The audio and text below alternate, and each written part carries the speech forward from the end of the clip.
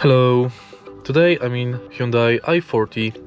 In this video I'll show you how to change language on the speedometer display.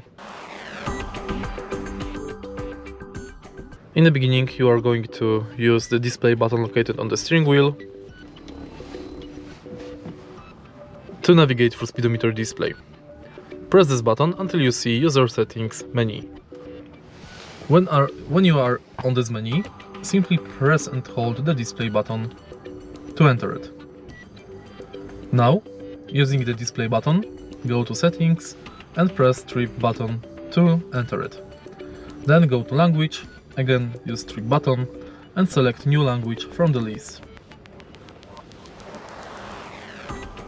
And that's it. If you find this video helpful, please leave like, comment and subscribe.